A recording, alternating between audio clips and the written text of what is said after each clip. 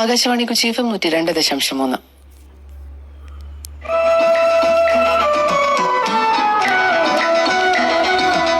സുരഭി കൊച്ചി നിലയം തയ്യാറാക്കുന്ന പ്രതിവാര പരിപാടി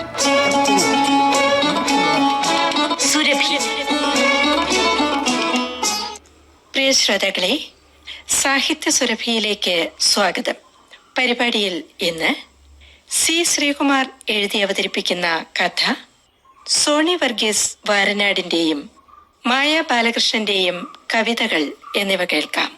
ആദ്യം ഒരിക്കൽ ഒരു ടെന്നീസ് കോർട്ടിൽ സി ശ്രീകുമാർ എഴുതി അവതരിപ്പിക്കുന്ന കഥ. കൗമാരത്തിന്റെ കളിച്ചിരികളാണ് ക്യാമ്പസുകൾക്ക് കടുത്ത വർണ്ണങ്ങൾ നൽകുന്നത്.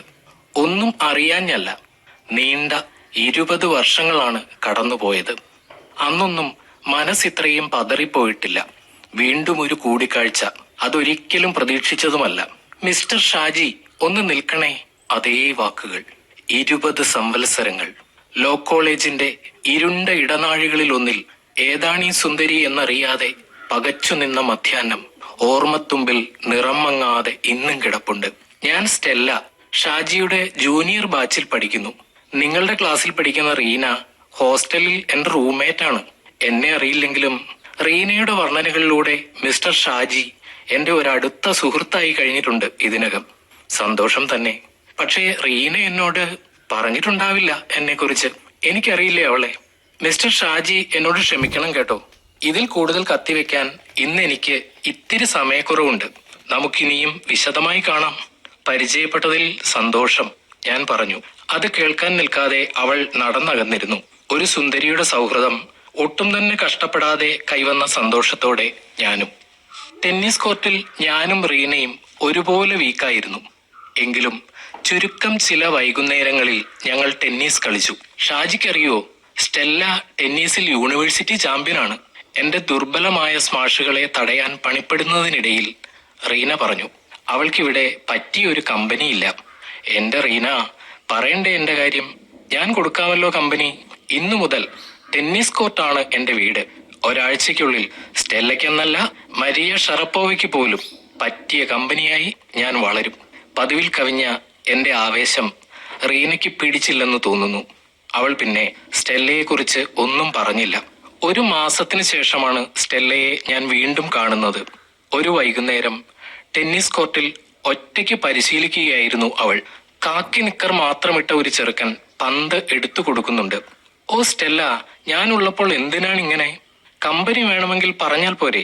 വർഷങ്ങളുടെ അടുപ്പമുള്ളവരെ പോലെ ഞാൻ അവളുടെ അടുക്കലേക്ക് ചെന്നു. മിസ്റ്റർ ഷാജി ടെന്നീസ് കളിക്കുമോ? റീന അതുമാത്രം പറഞ്ഞിട്ടില്ല കേട്ടോ. അത് പറയുമ്പോൾ സ്റ്റെല്ലയുടെ മുഖം സന്തോഷത്താൽ വിടർന്നിരുന്നു. വിദഗ്ധനായ ഒരു കളിക്കാരന്റെ എല്ലാ ഭാവങ്ങളും മുഖത്തു വരുത്തി ഞാൻ നിലയുറപ്പിച്ചു.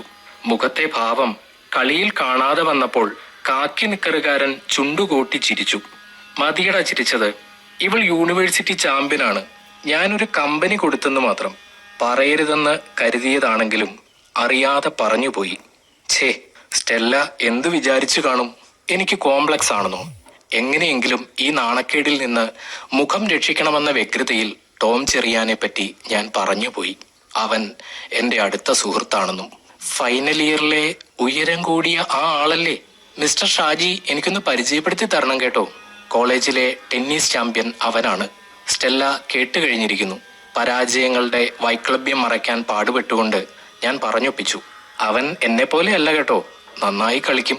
പിറ്റേന്ന് വൈകുന്നേരം ഞാൻ ടോമിനെയും കൂട്ടിയാണ് കളിക്കളത്തിൽ എത്തിയത്. സ്റ്റെല്ലയുടെ സ്മാഷുകൾ ടോമിന് നന്നേ പിടിച്ചു. ആദ്യ മത്സരത്തിൽ ടോം തന്നെ ജയിച്ചു. സ്റ്റെല്ലയുടെ കണ്ണുകളിൽ തിളക്കം. അവളുടെ മനസ്സിലെ സന്തോഷം വാക്കുകളായി തടം തല്ലി ഒഴുകുന്ന കാട്ടരുവി പോലെ പതഞ്ഞൊഴുകി. കളിയെക്കുറിച്ച് മാത്രമാണ് അവർ ആവേശപൂർവ്വം സംസാരിച്ചത്. പൊന്നുരുക്കുന്നിടത്തെ പൂച്ചയെപ്പോലെ ഞാൻ മാറി മാറി നിന്നു. പരിശീലനം കഴിഞ്ഞ് ഞങ്ങൾ ഒരുമിച്ചാണ് ക്യാൻറ്റീനിലേക്ക് പോയത്. മിസ്റ്റർ ഷാജി, ഞാനിനി ടെന്നീസിൽ തിളങ്ങും കേട്ടോ. എനിക്ക് ഏറ്റവും നല്ലൊരു കമ്പനിയല്ലേ ഷാജി കൊണ്ടുവന്ന് തന്നത്? സ്റ്റെല്ല പറഞ്ഞു നിർത്തുമ്പോൾ എന്റെ മുഖം അഭിമാനത്താൽ വിടർന്നിരുന്നു. എങ്കിലും മനസ്സിൽ തീർച്ചപ്പെടുത്തി, ഇനി ടെന്നീസ് കോർട്ടിലേക്കില്ല. തീന്മേശയിൽ, പുസ്തകത്താളുകളിൽ, പുൽമേടുകളിൽ, തിരമാലകളിൽ, അർദ്ധനിദ്രയിൽ എല്ലാം സ്റ്റെല്ലയുടെ വിടർന്ന മുഖം ഞാൻ കണ്ടു. ഇന്നലെ വരെ എൻ്റെ മനസ്സ് കൊതിച്ചിരുന്ന രൂപം, ഞാൻ തേടാതെ എന്നെ തേടി വന്നവൾ, എനിക്ക് വേണ്ടി പിറന്നവൾ. സ്റ്റെല്ല എന്നെ സ്നേഹിക്കുന്നുണ്ട്. പക്ഷെ ഇപ്പോഴും സംബോധനയിൽ ഒരു മിസ്റ്റർ ഉണ്ട്.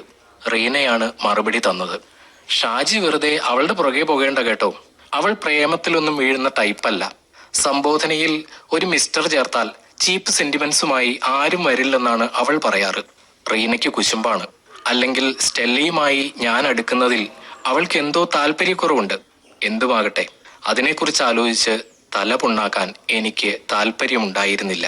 ക്യാമ്പസിലെ വാഗമര ചുവട്ടിൽ ഒറ്റയ്ക്കിരിക്കുകയായിരുന്നു അന്ന് വൈകുന്നേരം സ്റ്റെല്ല. മടിയിൽ ടെന്നീസ് ബാറ്റുണ്ട്. ബാഗിൽ നിന്ന് ഒരു പുസ്തകമെടുത്ത് അവൾ നിവർത്തി. യാദൃശ്ചികമെന്നോണം ഞാൻ അവളുടെ അടുത്തെത്തി. അവൾ ചിരിച്ചു. ദിവസം എത്രയായി ഷാജി നിന്നെ കണ്ടിട്ട്? എന്താ, എന്നോട് പിണക്കമാണോ? ചോദ്യം കേട്ട് ആദ്യമൊന്ന് അമ്പരന്തെങ്കിലും പിന്നെ ഞാൻ ആകെ കോരിത്തെരിച്ചു. ഓ സ്റ്റെല്ല, എന്റെ പ്രണയിനി. ഒരു നിമിഷത്തെ മൗനം ഭഞ്ജിച്ചുകൊണ്ട് അവൾ എന്റെ മുഖത്തിന് മുമ്പിൽ കൈവീശി. ഏയ് ഏയ്, എന്താ സ്വപ്നം കാണുകയാണോ? അയ്യോ അല്ല, സ്വപ്നമല്ലേ സത്യമായി മുന്നിൽ നിൽക്കുന്നത്. ആട്ടെ, എന്താ വാഗമരച്ചോട്ടിൽ പുസ്തകമൊക്കെയായി? കവിത കുറിക്കണമെന്ന് തോന്നുന്നുണ്ടോ? ഷാജി പേടിക്കേണ്ട, ആ ദുസ്വഭാവം എനിക്കില്ല. ഭാഗ്യമായി. എങ്കിൽ വരൂ കളിക്കളത്തിലേക്ക്. സ്റ്റെല്ലയ്ക്ക് എത്ര പുരോഗതി ഉണ്ടായി എന്നറിയണമല്ലോ. ഷാജി ചെല്ല്, എനിക്കൊരു മൂടുമില്ല കളിക്കാൻ. മാത്രമല്ല, ഈ വൈകുന്നേരം ഇതാ ഈ പുസ്തകത്തിന് സമർപ്പിച്ചു കഴിഞ്ഞു ഞാൻ. ഓക്കെ ശരി, ഞാൻ ശല്യപ്പെടുത്തുന്നില്ല. ക്യാൻറ്റീനിൽ കയറി എന്തെങ്കിലും കഴിക്കണം. നമുക്കതാണേ പ്രധാനം. 2 ചുവട് വെച്ച് ഞാൻ തിരിഞ്ഞു നിന്നു. സ്റ്റെല്ല, സായന്തനക്കാറ്റ് കാതിൽ കവിത വല്ലതും മൊഴിയാൽ എന്നോടുകൂടി ഒന്ന് പറഞ്ഞോളൂ കേട്ടോ. കവിത എനിക്കും ഇഷ്ടമാണ്. ശരി ശരി, ഷാജി ചെന്നോണ്ടാട്ടെ. ക്യാൻറ്റീനിലെ ചായക്ക് അന്ന് പതിവിലും മധുരം തോന്നി. മനസ്സിലെ മധുരം അലിഞ്ഞിറങ്ങിയതാവണം. ക്യാൻറ്റീനിൽ നിന്ന് ഹോസ്റ്റലിലേക്ക് എളുപ്പ വഴിയുണ്ടെങ്കിലും വാഗമരച്ചോട് വഴി തന്നെ തിരികെ പോകാൻ ഞാൻ തീരുമാനിച്ചു. വാചകവുമായി വന്ന വട്ടൻ ചാക്കോയെ തന്ത്രപൂർവ്വം ഒഴിവാക്കി മെല്ലെ നടന്നു. വാഗമരച്ചുവട് വിജനമാണ്. ദൂരെ മൈതാനത്തിന്റെ ഒരു കോണിലായി ഒരുക്കിയിട്ടുള്ള ടെന്നീസ് കോർട്ടിൽ നിന്നും ഉറക്കെയുള്ള സംഭാഷണം കേൾക്കാം. അത് സ്റ്റെല്ലയാണോ? സൂക്ഷിച്ചു നോക്കി. ടോം ചെറിയാനാണ് കൂടെ. അവരുടെ സംഭാഷണ ശകലങ്ങൾ വ്യക്തമല്ലെങ്കിലും ഇടവിട്ടുയരുന്ന പൊട്ടിച്ചിരി എന്റെ ഹൃദയത്തിൽ കുപ്പിച്ചില്ലുകൾ പൊടിച്ചു. എനിക്ക് മറ്റൊരാളാകാൻ കഴിയാത്തതിൽ ആദ്യമായി ഞാൻ നിരാശ കൊണ്ടത് അപ്പോഴാണ്. ഇത്രയും നാൾ അവൾക്ക് മുന്നിൽ കോരിയിട്ട വർത്തമാനങ്ങളും കളിച്ചിരികളും എന്നിലേക്ക് തന്നെ വലിച്ചെടുത്തുകൊണ്ട് ആരൊക്കെയോ നടന്നു തെളിച്ച ഒറ്റയടി പാതയിലൂടെ ഞാൻ കോളേജ് ക്യാമ്പസിന് പുറത്തേക്ക് നടന്നു. മുറിഞ്ഞ പ്രണയത്തിന്റെ മൂകസ്മാരകം പോലെ ഒരു വിളറിയ ചന്ദ്രക്കല മാനത്ത് പ്രത്യക്ഷപ്പെട്ടു. നേരെ പോയത് നഗരത്തിലേക്കാണ്. ചതിയുടെ, വഞ്ചനയുടെ, കപടവേഷങ്ങളുടെ തിരക്കിലേക്ക്. ആ തിരക്കിൽ 1000-ൽ-ഒരുവനായി ഏറെ നേരം നിന്നു. 20 വർഷങ്ങൾ അതേ നഗരം. മിസ്റ്റർ ഷാജി, ഒന്ന് നിൽക്കണേ. എന്നെ മനസ്സിലായോ? മുന്നിൽ യൗവനത്തിന്റെ ചാരുത യാത്ര ചോദിച്ചു തുടങ്ങുന്നതിന്റെ ലക്ഷണങ്ങളുമായി ഒരു സ്ത്രീ. ഇളം റോസ് നിറത്തിലുള്ള ലിപ്സ്റ്റിക് പുരണ്ട ചുണ്ടുകൾ വിറയ്ക്കുന്നുണ്ട്. നഗരത്തിന്റെ ഇരമ്പം എന്നെ പൊതിയവേ. ഏറെ നേരത്തെ മൗനത്തിന് ശേഷം ഞാൻ പറഞ്ഞു, ഇല്ല. സി ശ്രീകുമാറിന്റെ കഥയാണ് ശ്രോതാക്കൾ ഇതുവരെ കേട്ടത്.